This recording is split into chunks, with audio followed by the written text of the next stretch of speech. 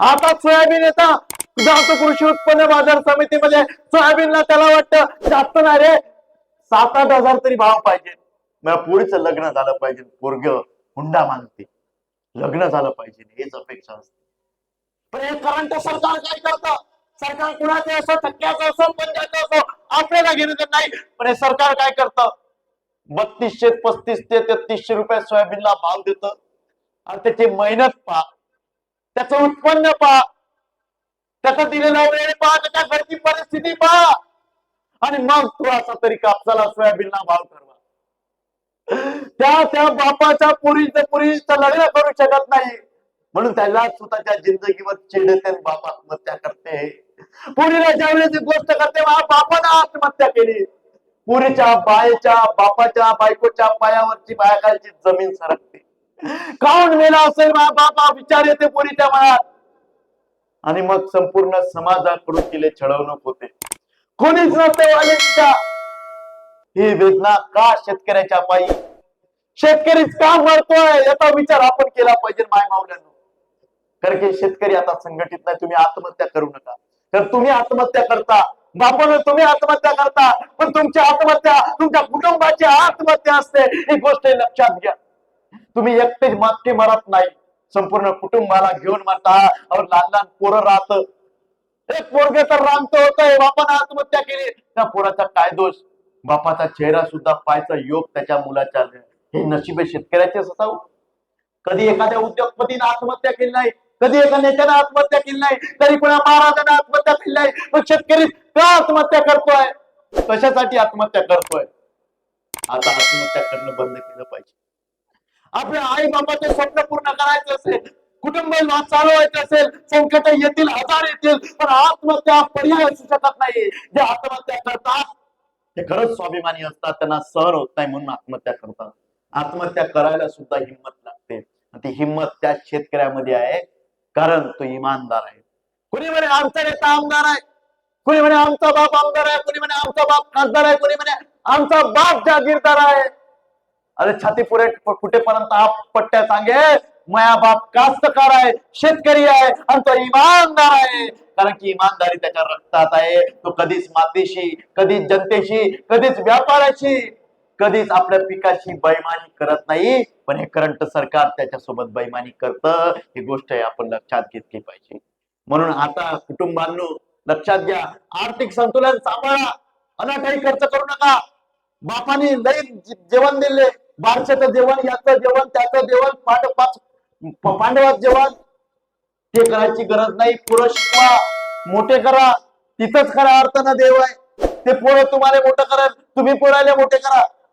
आज एखादी बाप, मला खंत सुद्धा या गोष्टीची वाटते की आपल्या समाजाच्या चालीरीती अशा आहे, बापानं पोरीसाठी लग्नासाठी 10 लाख रुपये बाप काढून ठेवते.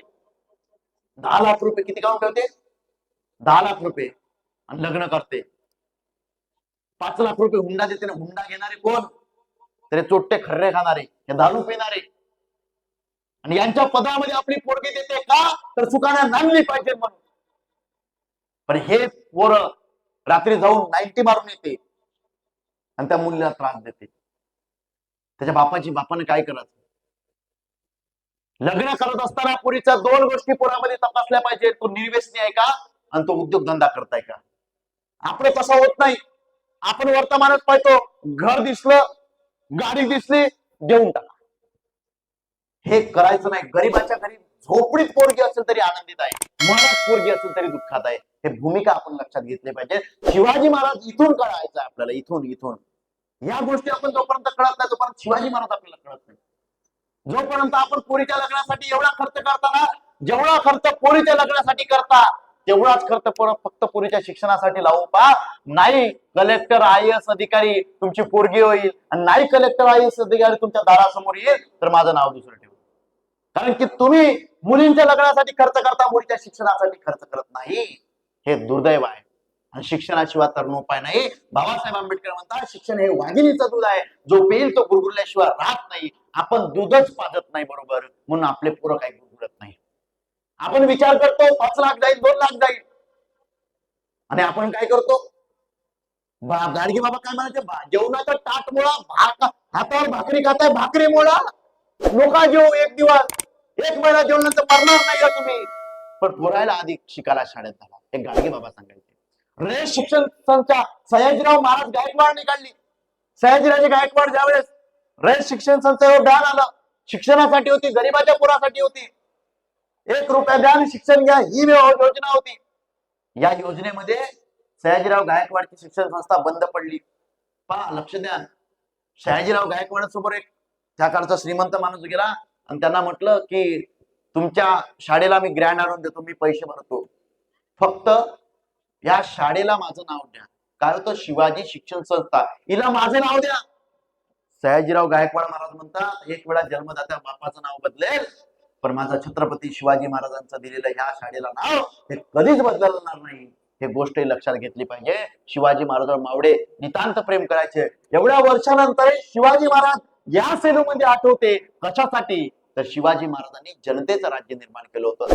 लोकशाही आहे, लोकशाहीमध्ये शिवशाही दिसत आहे. आता आमच्या ताईने मस्त सुंदर कविता म्हणली, अहो राजे आता पुरुषच करतील तुम्हाला मुजरा, स्त्रियांना करता येणार नाही तुम्हाला मुजरा.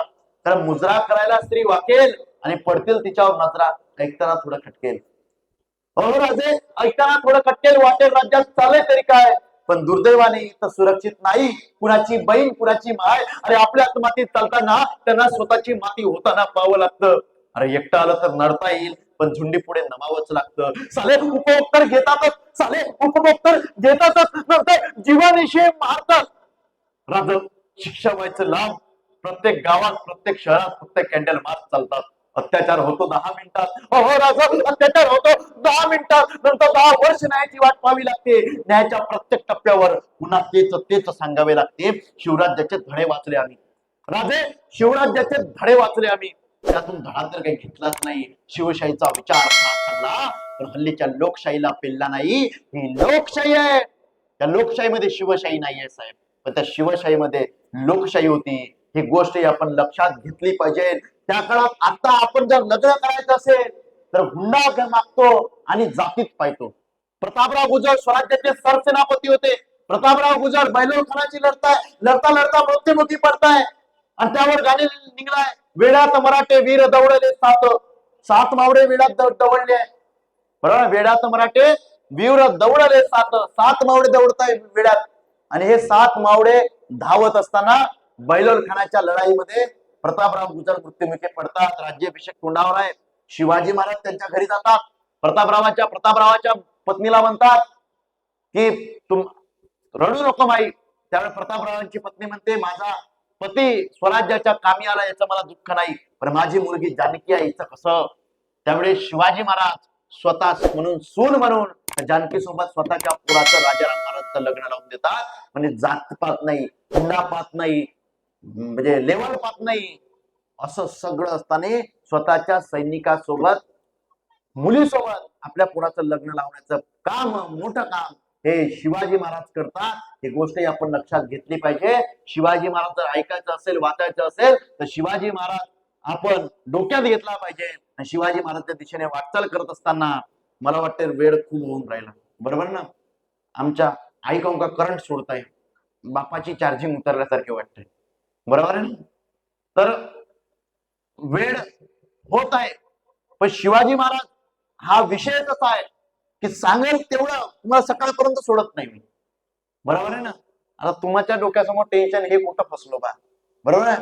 पण कीर्तन करताना एक गोष्ट पाहिली का तुम्ही, डोक्यावर फेटा असते आणि कमरेवर दुपट्टा असते. कारण काय? डोक्याच्या वर बोलू नये, कमरेच्या खाली बोलू नये. मग डोक्यावरून गेलं नाही पाहिजे, शिवाजी महाराज डोक्यात गेले पाहिजे.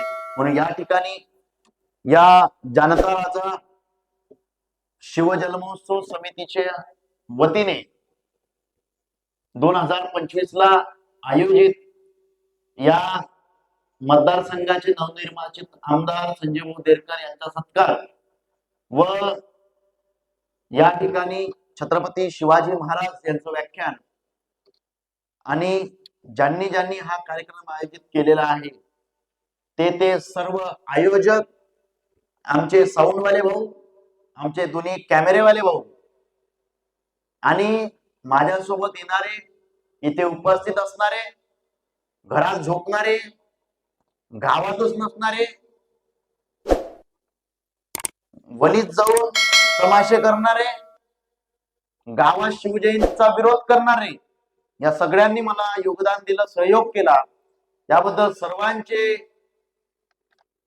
आभार मानतो. आणि मी बोलताना काही चुकलो असेल तर मला माफ करा असं मी बिलकुल म्हणत नाही. कारण मी माफ करा म्हणलं तर शिवाजी महाराजांचा अपमान होईल. कारण की मी जे बोललो, सूर्य कधी कुणाच्या तळ हाताना झाकत नाही, हिमालय कधी कुणाच्या बापाला वाकत नाही. आम्ही खरे आहोत, खरे बोलणार म्हणून आम्हाला अडवायची ताकद कुणाच्या बापात नाही. आम्ही खरे बोललो म्हणून आम्हाला माफी मागायची गरज नाही. मग या ठिकाणी एवढे बोलतो. एवढं जाता जाता 3 गोष्टी घेतल्या पाहिजे शिवाजी महाराजांकडून. पहिली गोष्ट आहे स्वाभिमान, दुसरी गोष्ट आहे शिक्षण, आणि तिसरी गोष्ट आहे धर्मनिरपेक्षता. जाती जाती धर्माधर्मात भेद नाही पाहिजे. हे 3 गोष्टी घरात घेऊन जा. गावागावात भेद नका करू, भावाभावात नावाजावात मांडू नका. बरोबर ना? हा, इन कपडे ठेवून दिले मायास माता पाहिजे थांबवाय. कारण तर याच्यामुळे एका कुटुंबाचे 2-2 कुटुंब झालेले आहे. तेवढी ताकद महिलांमध्ये आहे, बरोबर आहे ना, पुरुषांमध्ये आहे. हे होऊ देऊ नका. आणि या ठिकाणी सेलू या गावामध्ये सर्वांनी गुन्ह्या गोविंदान राहावं, तुमच्या उद्याच्या पिढ्या सुखकर जावं. या सेलू मधून उद्या चालून एखादी कलेक्टर, एखादा police SP, superintendent of police, एखादी आमदार, एखादी खासदार, एखादी मंत्री या सेलू या गावामधून निपजावं. कारण आता सत्कार करत होते, ज्या समाजाच्या पाठीमागे कौतुकाची थाप टाकणारे लोक असतात, त्या समाजामधून खऱ्या अर्थाने खणखणीत नाणे जन्माला येतात. आणि ज्या समाजामध्ये कुणीच पाठीवर थाप टाकत नाही, त्या समाजामध्ये नाणे कधी जन्मा येत नाही. म्हणून तुमच्या कौतुकाची तुमच्यावरच थाप टाकणं हे देखील महत्वाचं आहे. कंटिन्यू जर आपण नकारात्मक बोलत गेलो एखाद्याला, तो नकारात्मक होऊन जातो. पण त्याला नकारात्मक बोलता बोलता त्याला आपण सकारात्मक बोललो तर तो सकारात्मक होतो. मग सकारात्मक नकारात्मक कसं बोलायचं याचा सुद्धा विचार करा. आणि कंटिन्यू आपण सकारात्मक बोलूया, पॉझिटिव्ह घेऊया. हे होणार नाही हे बोलण्याची गरज नाही, होईलच, मी करेलच, ह्या आशावादाने आपण चालूया. या ठिकाणी ज्यांनी ज्यांनी या ठिकाणी योगदान दिलं त्या सर्वांचे आभार मानतो. आणि जाता जाता शिवाजी महाराजांचा नारा देऊया आपण, बरोबर ना? द्यायचा ना? वामनदादा कर्डक म्हणायचे, शिवरायांच्या छायेखाली नव्हती कशाची वान, आनंदाने नांदत होते हिंदू मुसलमान. काळ्या रात्री तळपत होतं जिच्या रूपाचं उन, अशी देखडी होती एका मुसलमानाची सुन. त्या तरुणीला आई म्हणाला राजा तो सिद्धवान, अशा नराच्या पुत्यापाशी सदैव मान. बांधत होता येते मंदिर आणि तिथे मस्जिद, मला ना आवड जात पंथन धर्माचे बंधन. असाच माझा शिवबा होता माणुसकीची खान, आणि असा नराच्या पुत्यापाशी सदैव झुकते मान. जय जय शिवराया, जय जय शिवराया. शिवाजी महाराजांचा जोरदार नारा देऊया.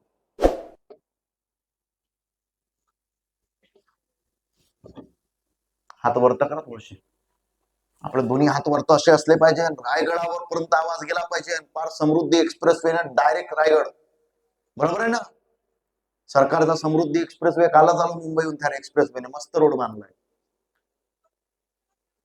प्रौढ प्रताप पुरंदर क्षत्रिय कुलावतस्थ सिंहासनाधीश्वर राजाधिराज श्रीमन महाराज श्री छत्रपती शिवाजी महाराज के